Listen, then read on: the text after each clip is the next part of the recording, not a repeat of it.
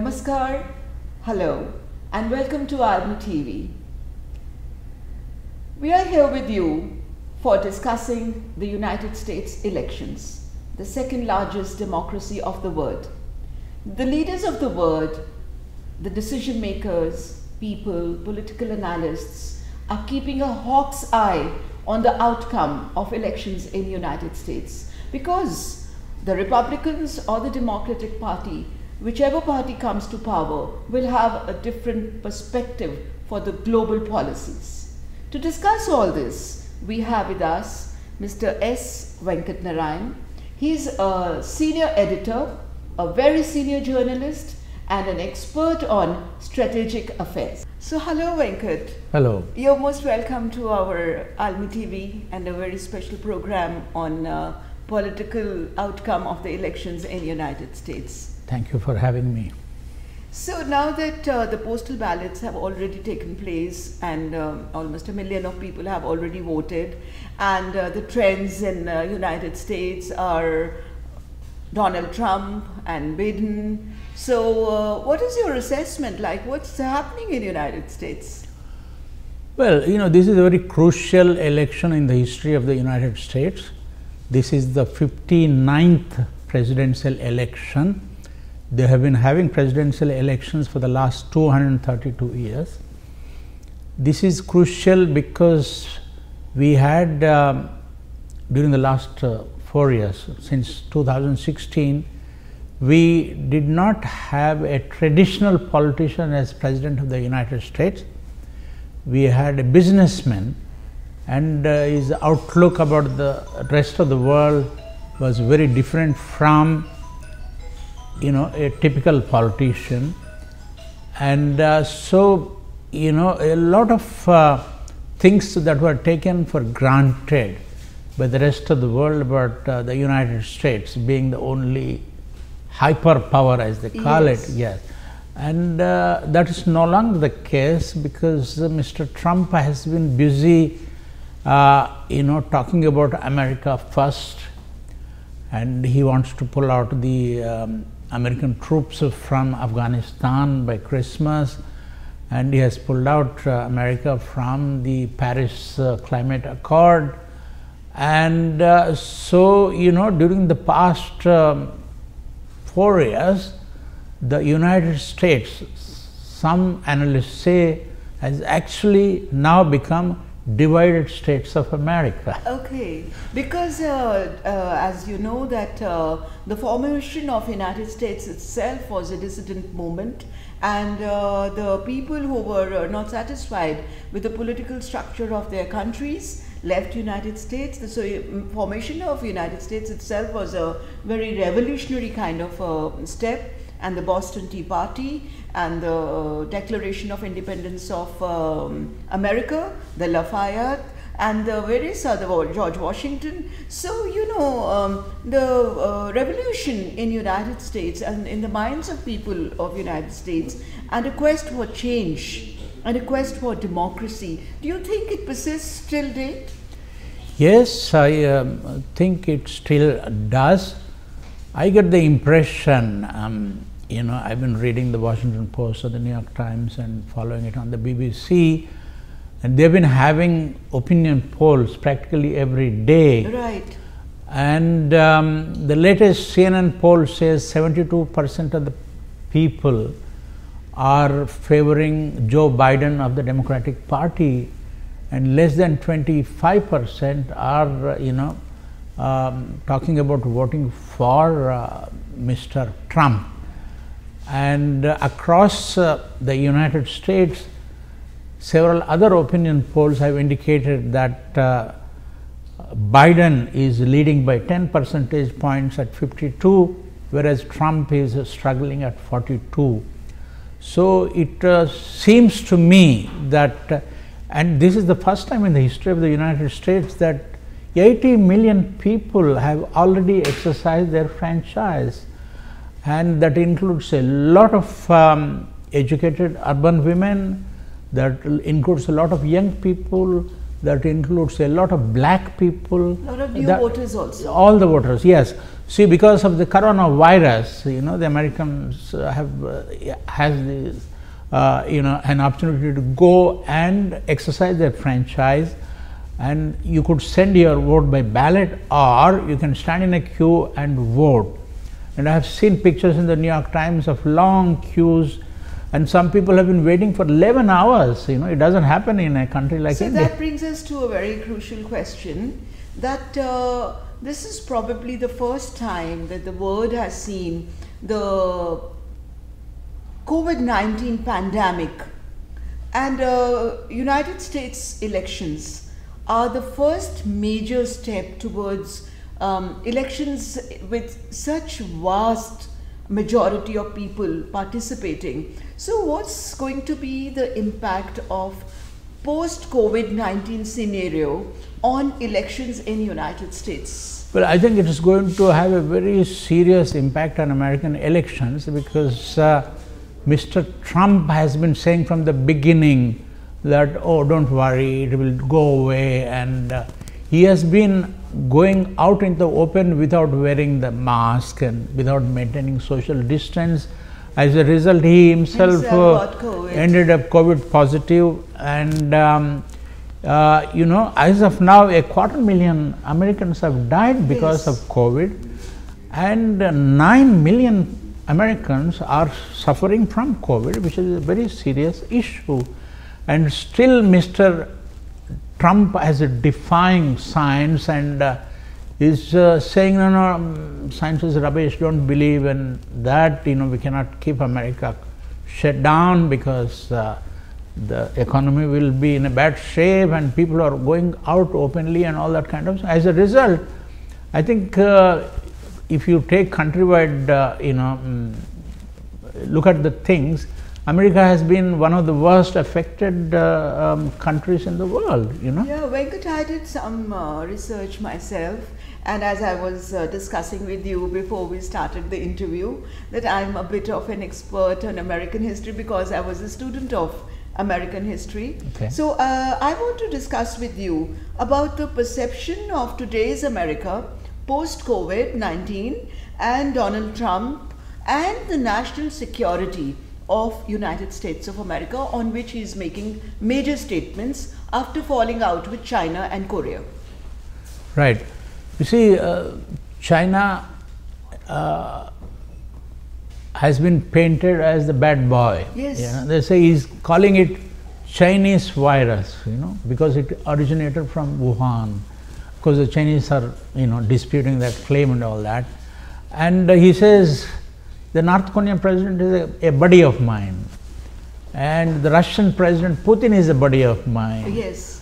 And Mr. Xi Jinping, the Chinese president, is a bad boy, according to him and all that. They were buddies before the They were buddies COVID-19. before, yeah. So, you know, I think all these things, I'm afraid, are having a negative impact on the psyche of the American voter. So you have an unprecedented interest in the voting elections on the 3rd of November, and this is the first time in the history of America that 80 million people have already exercised their franchise. Yes, you know, yes. And you have a large number of blacks, you have a large number of Hispanics, a large number of young people, a large number of Asian, Indians in particular, the diaspora, taking part in this election. And you see, in America, during the past 100 years, no presidential election attracted more than 60% of the vote. In 2016, only 57.2% of the people voted. Right. Okay, so that means this election, if we expect 150 million people may vote, half of them have already voted. And this is information as per 2 days ago. And you have elections on the 3rd. We have still 4 more days. So I won't be surprised if another 5 or 10 million people, you know, go and exercise their franchise. Right. And the Supreme Court also has given permission to several states, saying that yes, if the ballots were posted before the 3rd of November and if they reach the polling booth or whatever, after that you should count them as votes. Mr. Trump did not want that, but the Supreme Court has overruled him and said that. That's a very interesting kind of development. Yes. So, in America, people now have become more aware of, thanks to social media, they want to go and vote and be counted. A thing like that happens in any country only when people are fed up with the incumbent presidency. Right. It seems to me that Mr. Trump lost it.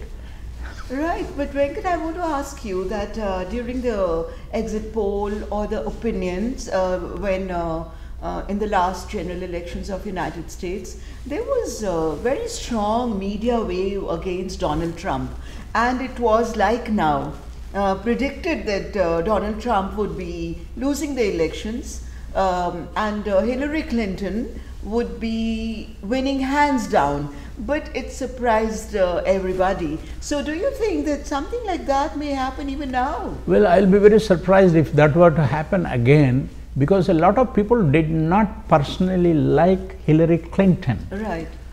And a lot of white people who did not vote for Hillary voted for Trump. Now, a lot of elderly whites who voted for Trump last time, they have said we are going to vote for Biden. And a lot of young people, a lot of Hispanics, they have also made it very, and the blacks in particular, because of this brutal killing of a black man, by in putting South, a knee. South America. That's right. So, I think what happened in 2016 will not repeat itself in 2020 for the simple reason that the policies of Donald Trump have alienated not just people across the globe, but his own supporters.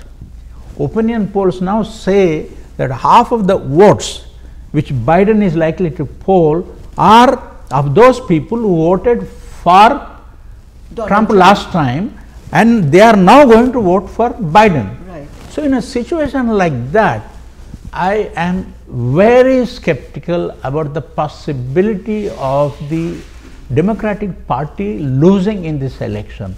I don't think it is going to happen. So we are privileged to have with us another guest, Mr. T.N. Ashok, who is a distinguished economic editor on micro and macro level, and has been formerly with PTI and also been editor of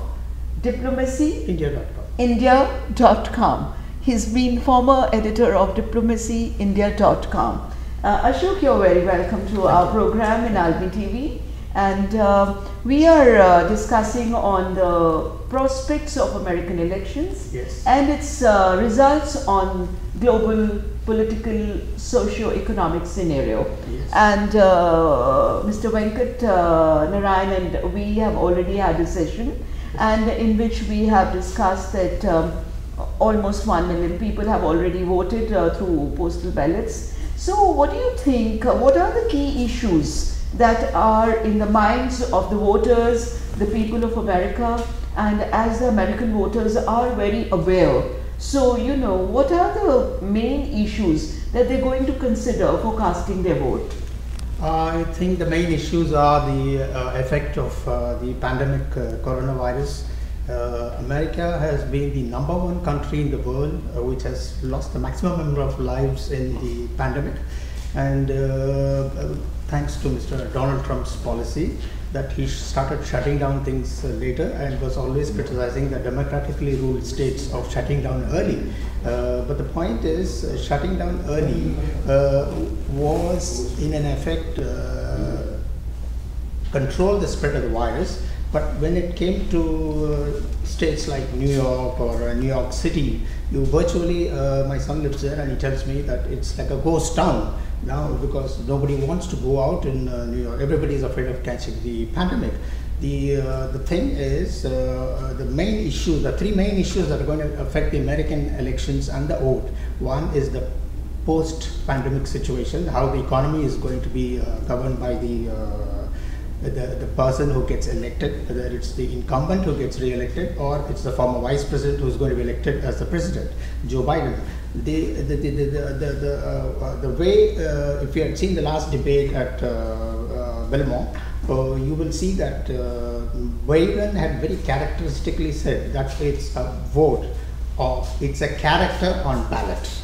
So character and policies are going to dominate the issues in this election, and this is one unique election in which two of the candidates are very experienced, and then one has been a vice president for 8 years under Barack Obama, so he knows the policies very well, and then he has had his failures also, and then he knows how to correct them. He has himself openly admitted some of his policies were wrong, and he is going to correct them as the president. When President Trump started criticizing him on it, and the three main issues according to me are: one, the pandemic, how the pandemic situation is going to be controlled post, how the economy is going to be resurrected, the foreign policy issue, how they are going to handle the national security and international security, and the most important thing is immigration.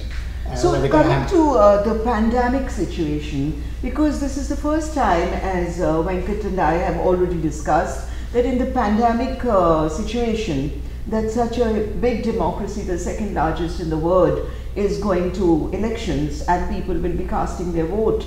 But of course, the American government has given various choices as to how they can cast their ballot. So, but I want to ask you that when this pandemic started, the COVID-19, large number of deaths took place in the United States of America, and no president and no government would want their countrymen to really die. Maybe the situation was out of control. And also the same thing happened, Ashok, in Spain, it happened in Germany, and the largest number of deaths was coming most in Italy. So to say that those deaths will have an impact on the minds of the voter in casting their vote, do you think that holds correct for United States? Yes, we should look at the historical perspective of how the disease actually broke out.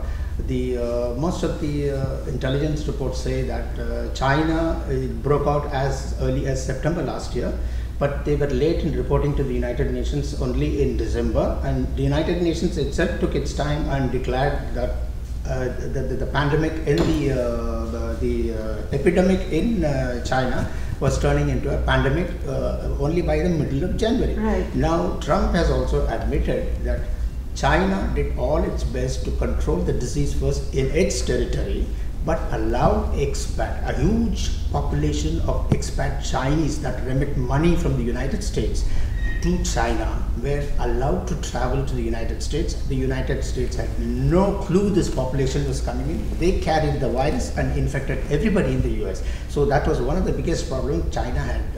The United States had no clue at all of how to control. But it is yet not established, like there is not been a scientific evidence to the Wuhan theory, which China has vehemently denied even in the World Health Organization. And even the World Health Organization has literally not given a black chip to China. So that's a disputed fact, isn't it? No, it's not a disputed fact. There are various theories going around.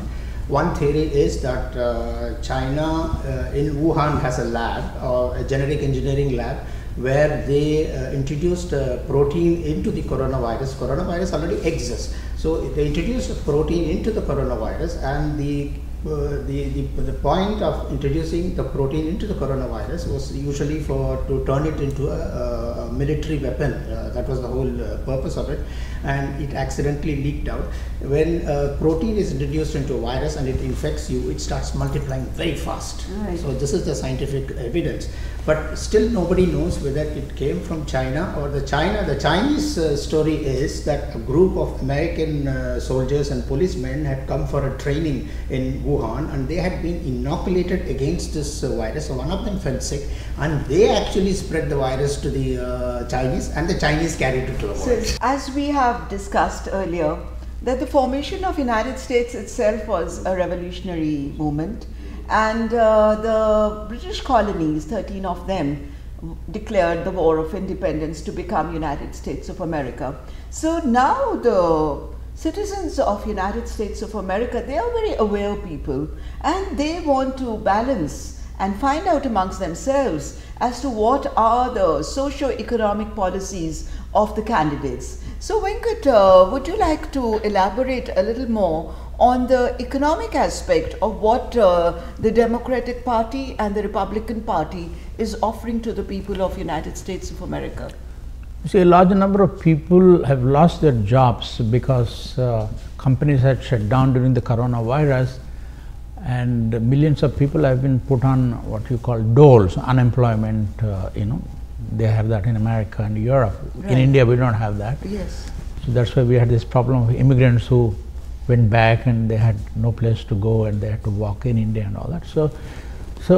And there is a lot of anxiety about people getting jobs. That's a major issue. And Biden is talking about making the minimum wage $50 an hour. $15 an hour from 8 or 10, 8 to 10. 8 to 10, 7 to 8 or whatever. So that means, literally 100% are doubling the Yes. doubling it.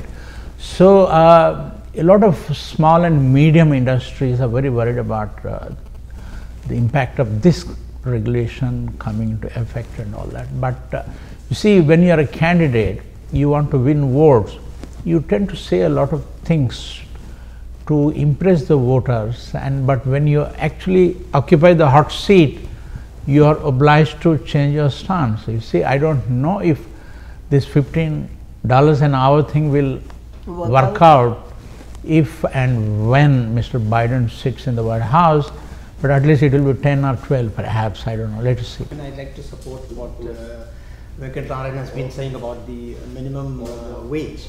Now, Biden and Trump are in agreement that a section of the workers in the United States, particularly those who work with oil refineries and chemical factories, they earn about $50 an hour. So there is a huge disparity of income. The small, as he said, the small businesses, would they be able to afford $15 an hour?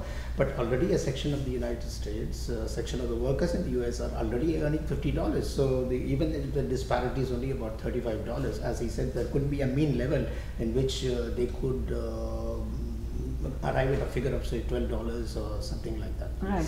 So, discussing further on this issue, like Venkat, there are large number of Indians in United States, which is almost a little less than 2% in casting their votes, and they really impact the total outcome of the polling also.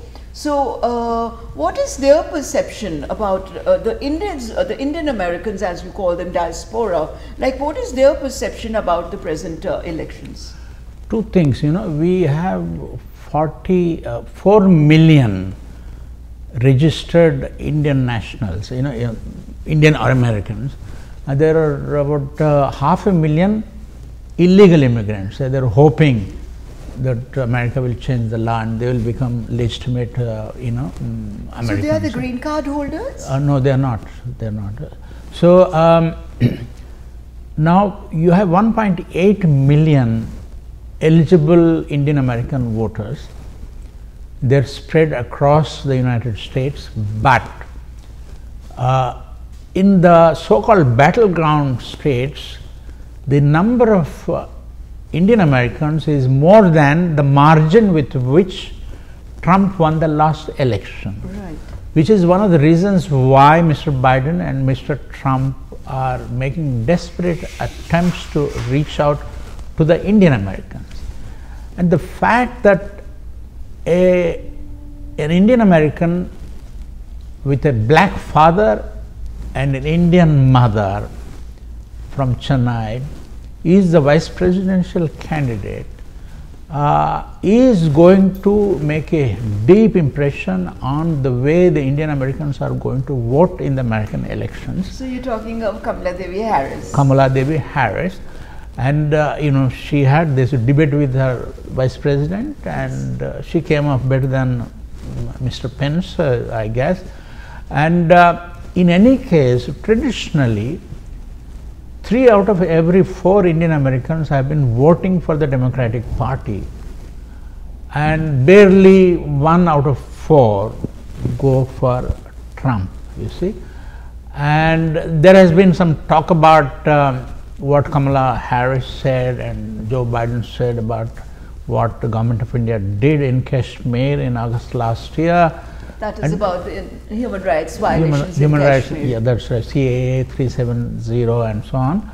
But you see, that is not going to make a lot of difference in my opinion. If you remember, when Obama was a senator, he was actually opposed to Indo-US civil nuclear cooperation agreement. But yes, during Mr. Manmohan Singh's time. That's right. But when he became the president, he changed this thing. Changed. And you see, now you had Mr. Mike Pompeo and Mark Esper, who came here last week and signed 5 very big agreements. One of them is the Basic Exchange Cooperation Agreement, and we're going to get the latest aircraft and drones and all kinds of these things. So short of American boots on the Himalayas, I think we are going to get a lot of assistance. And there's also a large number of presence of Indians from south of India in United States, yes. And Kamala Harris is from the south of India. So do you think this is going to be like a factor which is going to impact their minds?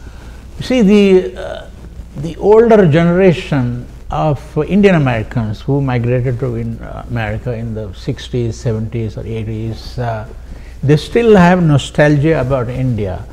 But the Indian Americans who were born of those parents, they think more like Americans. Like socioeconomic factors are more important. Yes, the jobs and socioeconomic this thing, their health and wages and all, they are very, very important. The other thing about the Indian Americans is that they are better educated than even the white Americans, the Jews, the Hispanics, the blacks.